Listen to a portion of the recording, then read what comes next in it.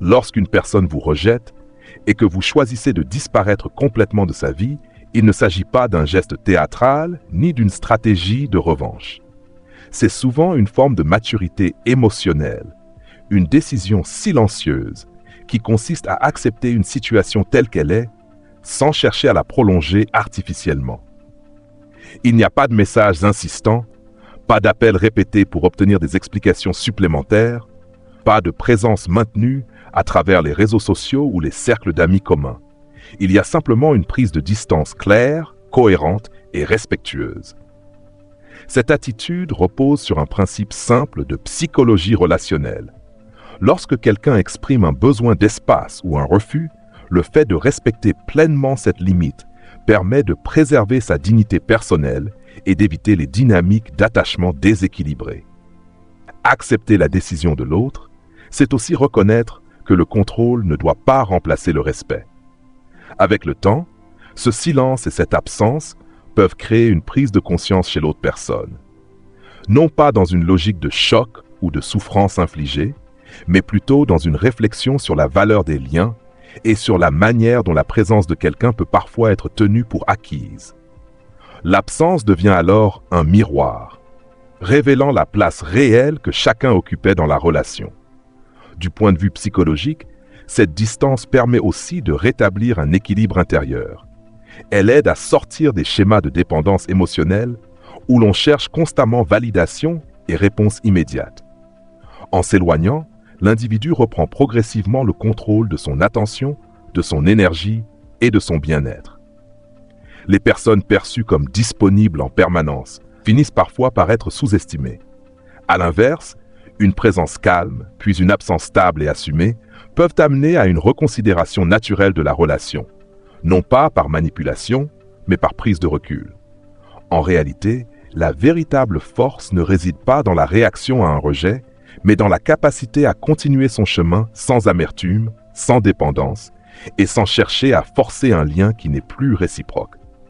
C'est cette stabilité émotionnelle qui, à long terme, permet de transformer une expérience de rejet en une étape de croissance personnelle. Lorsqu'une personne choisit de se retirer complètement après une rupture ou un rejet, il ne s'agit pas d'un jeu de pouvoir, mais d'un acte de cohérence intérieure.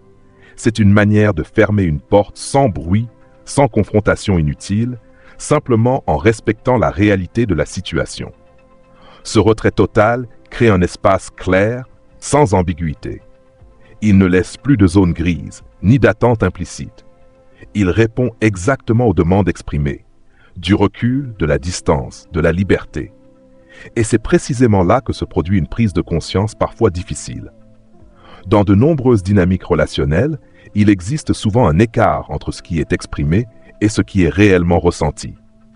Certaines personnes demandent de l'espace, tout en conservant inconsciemment l'idée que le lien restera actif, accessible ou réactivable à tout moment. Lorsque cet équilibre implicite disparaît, cela peut provoquer un effet de contraste intérieur important. Sur le plan psychologique, ce type de situation met en lumière la complexité des besoins émotionnels humains. Le désir d'indépendance coexiste souvent avec le besoin de sécurité affective. Lorsque l'un disparaît complètement, l'autre devient plus visible. Le silence et l'absence peuvent alors devenir un miroir. Ils ne cherchent pas à punir, mais ils révèlent la manière dont chacun perçoit la relation et la place qu'elle occupait réellement dans sa vie. Ce miroir peut parfois amener à une réflexion profonde sur les attentes, les habitudes affectives et la compréhension de soi. Pour la personne qui s'éloigne, ce choix permet aussi une reconstruction intérieure. Il s'agit de sortir des dynamiques de dépendance émotionnelle, de reprendre le contrôle de son énergie mentale et de se recentrer sur sa stabilité personnelle. Cette distance devient alors un espace de clarification et de guérison. Avec le temps, ce type de rupture silencieuse rappelle une vérité essentielle en psychologie relationnelle. On ne peut pas maintenir un lien uniquement à travers l'attente ou la disponibilité à sens unique. Une relation saine repose sur une réciprocité réelle, pas sur une présence conditionnelle. Ainsi, l'absence n'est pas une stratégie, mais souvent une conséquence naturelle d'une décision respectée jusqu'au bout. Et dans ce silence, chacun est amené à revisiter sa propre compréhension de la relation, de ses besoins et de ses choix. Dans certaines dynamiques relationnelles, l'identité que l'on construit peut parfois reposer sur l'idée d'être celui ou celle qui ressent moins, qui s'attache moins, qui garde toujours une forme de contrôle émotionnel. Cette posture donne l'impression de force, de stabilité et d'indépendance affective. Cependant, lorsqu'une personne accepte un rejet sans résistance, sans tentative de négociation, sans insistance, et choisit simplement de se retirer, cela peut créer un effet de contraste psychologique inattendu. Ce retrait total n'est pas nécessairement une démonstration de pouvoir, mais plutôt une expression de détachement réel. Il n'y a plus de jeu de proximité et de distance, plus d'ambiguïté émotionnelle. La relation s'arrête sans prolongement implicite. Dans ce contexte, certaines croyances internes peuvent être remises en question. L'idée d'être celui ou celle qui s'en remet plus vite, est-ce ou celui ou celle qui contrôle mieux ses émotions, peut être confrontée à une nouvelle réalité. L'autre personne avance également, sans rester dans l'attente.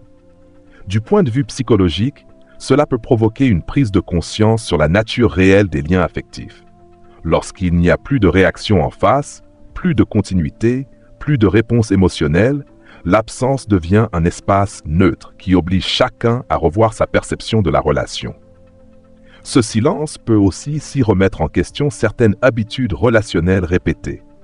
Des schémas comme la mise à distance, la peur de l'engagement ou les comportements ambivalents semblent souvent fonctionner tant que l'autre personne reste présente et réactive.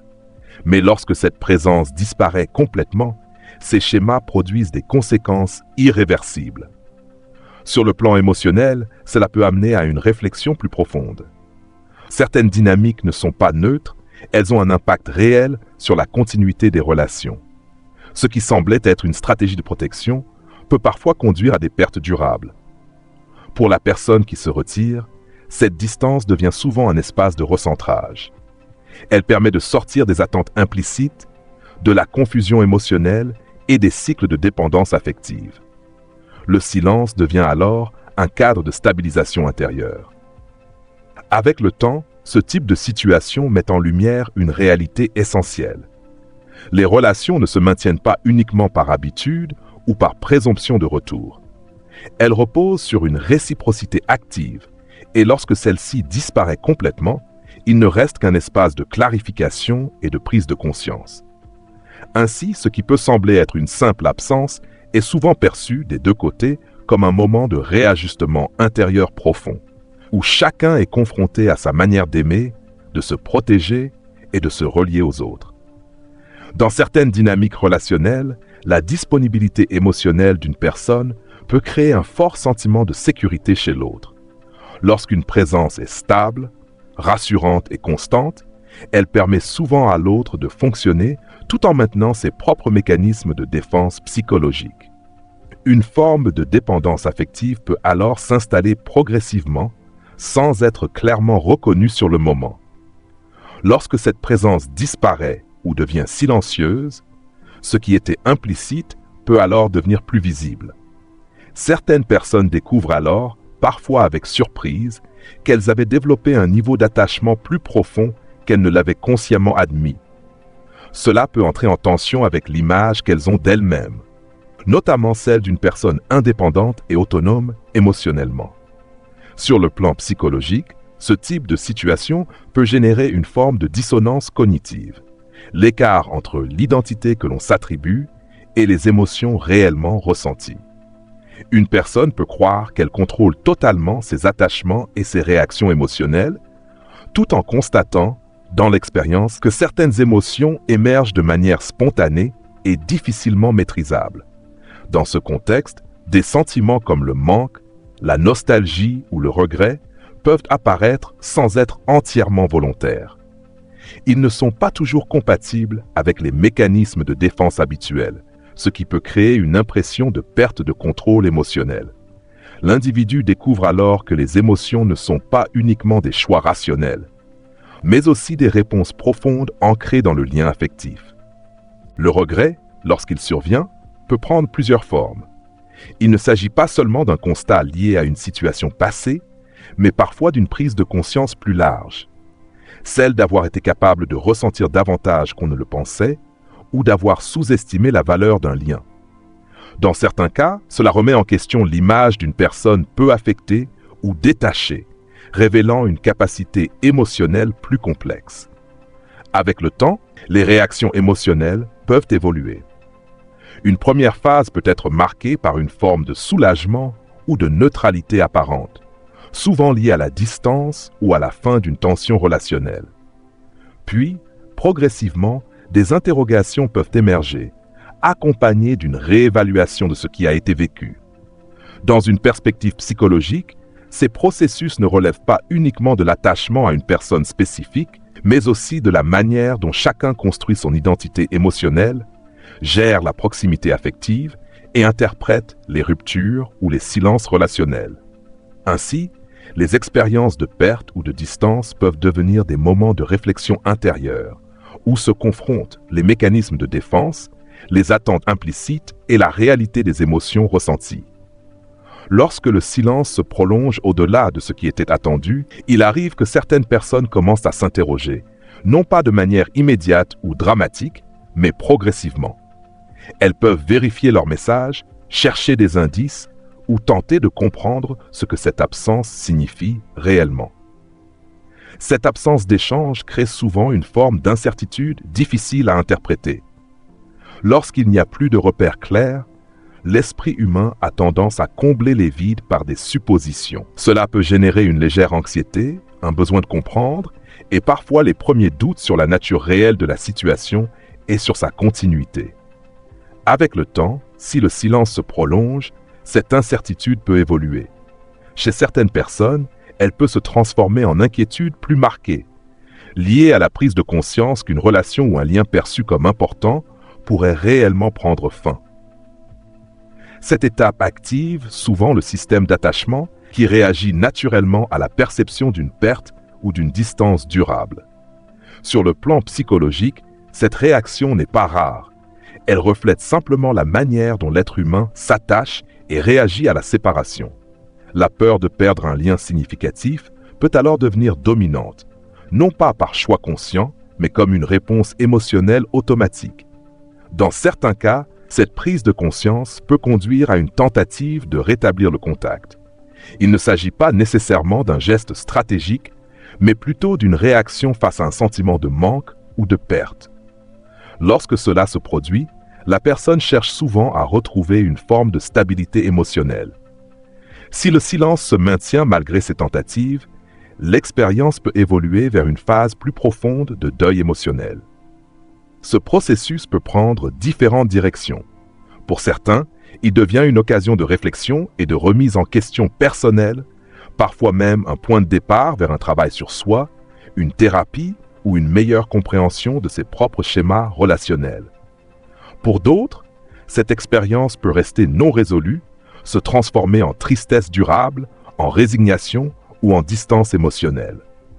La manière dont ce processus évolue dépend largement de la capacité de chacun à analyser ses propres comportements et à tirer des enseignements de ce qu'il a vécu. Il est également important de souligner que dans certaines relations, la sensation d'avoir été réellement compris joue un rôle central. Lorsqu'une personne se sent vue dans ses mécanismes profonds, au-delà des apparences, cela peut créer un sentiment rare de reconnaissance et de sécurité émotionnelle. Cependant, cette perception peut parfois être réévaluée avec le temps, notamment lorsque l'on se confronte à d'autres relations où ce niveau de compréhension n'est pas présent. Cela peut amener à une prise de conscience. La compréhension authentique est une qualité relativement rare et précieuse dans les interactions humaines. Enfin, certaines expériences relationnelles mettent en lumière une autre réalité psychologique. La patience et la capacité à laisser à l'autre l'espace d'être imparfait sans jugement immédiat. Cette qualité est souvent sous-estimée, alors qu'elle demande une forme de maturité émotionnelle et de stabilité intérieure. Dans une perspective plus large, ces expériences de silence, de distance ou de rupture ne parlent pas seulement de l'autre, mais aussi de la manière dont chacun construit ses attentes, ses limites et sa compréhension de l'attachement. Lorsqu'une personne considère une relation comme acquise et permanente, Elle peut développer l'idée implicite que la disponibilité de l'autre est illimitée. Dans ce cadre, la patience de l'autre est parfois perçue comme inépuisable, comme si elle pouvait s'adapter indéfiniment aux comportements et aux dynamiques relationnelles. Cependant, dans toute relation humaine, la patience a des limites naturelles. Lorsqu'elles sont atteintes, un changement de dynamique peut apparaître. La continuité du lien n'est alors plus garantie de la même manière, ce qui peut amener une prise de conscience progressive de la valeur de ce qui était auparavant considéré comme acquis. Sur le plan psychologique, cette expérience met souvent en évidence une différence importante entre des relations perçues comme sécurisantes et des relations marquées par une plus grande instabilité émotionnelle. Une relation sécurisante se caractérise généralement par la possibilité d'être soi-même sans crainte excessive de jugement dans un climat d'acceptation et de stabilité. Lorsque ce type de sécurité disparaît, l'individu peut se retrouver face à des interactions plus conditionnelles, où la retenue émotionnelle, la prudence et la mise en scène de soi deviennent plus présentes. Cette transition peut générer un sentiment de perte, car elle modifie profondément la manière de se relier aux autres.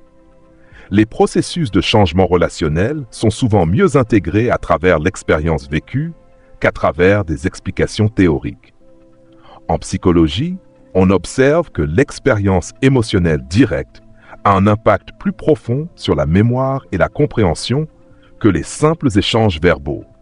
Cela explique pourquoi certaines prises de conscience ne se font réellement qu'avec le temps et la distance. Dans ce contexte, la notion de limite personnelle devient centrale. Lorsqu'une personne exprime des besoins ou des frontières relationnelles, leur respect ou leur non-respect influence directement la qualité et la durabilité du lien. Avec le recul, certaines situations permettent de mieux comprendre que ces limites ne sont pas abstraites, mais bien concrètes et structurantes. Ces expériences peuvent également amener une réflexion plus large sur le respect de soi. Dans certaines situations, choisir de se retirer ou de prendre de la distance peut être interprété d'un point de vue psychologique comme une tentative de préserver son équilibre intérieur et sa cohérence personnelle. Enfin, ces dynamiques relationnelles rappellent une réalité essentielle. Chaque relation repose sur un équilibre entre attachement, respect mutuel et capacité à reconnaître les besoins de l'autre. Lorsqu'un déséquilibre persiste, il peut conduire à des ajustements, des prises de conscience ou parfois à une transformation durable de la manière d'entrer en relation à l'avenir. Le respect de soi se manifeste souvent dans la capacité à reconnaître ses propres limites et à les faire respecter. Cela implique parfois de privilégier son équilibre personnel plutôt que de maintenir une dynamique relationnelle qui devient inconfortable ou déséquilibrée. Sur le plan psychologique, ce type de positionnement n'est pas toujours immédiatement compris ou reconnu par l'entourage. Certaines personnes découvrent pour la première fois, à travers ce genre de situation, qu'il existe des individus capables de se choisir eux-mêmes, même lorsque cela implique une forme de perte ou de rupture. Cela peut constituer un exemple marquant de maturité émotionnelle. Lorsqu'une relation se termine ou qu'une distance s'installe, l'absence devient alors porteuse de sens. Elle ne s'exprime pas par des mots, mais par un comportement cohérent dans le temps. Cette cohérence peut être perçue comme une forme de communication silencieuse, indiquant clairement qu'un seuil a été atteint et qu'un retour au fonctionnement précédent n'est plus possible sans changement réel. Dans une perspective de développement personnel, les expériences de rupture ou de distance peuvent parfois agir comme des déclencheurs de réflexion. La perte ou la confrontation à une conséquence émotionnelle peut amener certaines personnes à s'interroger sur leur schéma relationnel, leurs habitudes et leurs comportements répétitifs. Pour d'autres, ce processus peut être plus difficile et nécessiter un accompagnement, comme une démarche thérapeutique ou un travail d'introspection plus approfondi. Il est également important de souligner que la clarté dans une relation, même lorsqu'elle est douloureuse, joue un rôle essentiel. Lorsqu'une situation devient explicite, elle permet de mieux comprendre les limites, les attentes et les conséquences des comportements. Cette clarté réduit les ambiguïtés et oblige chacun à faire face à la réalité de la relation telle qu'elle est et non telle qu'elle est imaginée. D'un point de vue émotionnel, cette forme de vérité relationnelle peut être difficile à accepter, mais elle constitue aussi un cadre plus sain que les situations où les non-dits et les compromis silencieux entretiennent des dynamiques insatisfaisantes. Elle place la responsabilité de manière plus consciente entre les mains de chacun. Ainsi, certaines expériences relationnelles, bien qu'éprouvantes, peuvent devenir des points de bascule. Elles invitent à une réflexion plus profonde sur le respect de soi, la qualité des liens et la manière dont chacun choisit de se positionner dans ses relations futures. Le silence peut parfois transmettre ce que les mots n'ont pas réussi à exprimer pleinement. Dans certaines situations relationnelles, il est perçu non pas comme une absence, mais comme une forme de positionnement clair, basé sur le respect des limites et des décisions exprimées. Sur le plan psychologique, respecter une décision ou un besoin d'espace signifie aussi prendre l'autre au sérieux. Cela revient à reconnaître la responsabilité de chacun dans ses choix, sans chercher à les contourner ou à les modifier de force. Cette attitude peut être interprétée comme une forme de respect mutuel, même si elle peut parfois être difficile à vivre émotionnellement. Lorsqu'une personne est réellement entendue dans ses décisions, cela lui renvoie également une forme de dignité, celle d'être considérée comme capable de choisir, de poser des limites et d'en assumer les conséquences. Dans les relations humaines, ce type de reconnaissance n'est pas toujours évident à percevoir sur le moment, mais il devient souvent plus clair avec le recul. Le silence, dans ce contexte, peut devenir un espace de clarification. Il met en évidence les dynamiques existantes, les attentes implicites et les limites réelles de la relation. Il oblige parfois chacun à faire face à la réalité de la situation, sans interprétation excessive ni maintien d'illusions. D'un point de vue psychologique, toute rupture ou toute mise à distance peut entraîner un processus d'ajustement interne. Ce processus peut inclure de la réflexion, une remise en question ou, dans certains cas, une prise de conscience plus profonde de ses propres schémas relationnels. Il peut également être vécu de manière plus difficile lorsque l'acceptation de la situation demande du temps.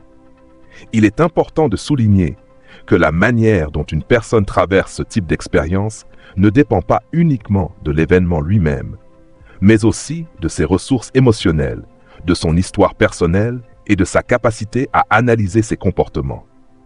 Dans une perspective plus large, les limites posées dans une relation ne sont pas des punitions, mais des repères. Elles permettent de protéger l'équilibre personnel et de clarifier ce qui est acceptable ou non dans une dynamique relationnelle.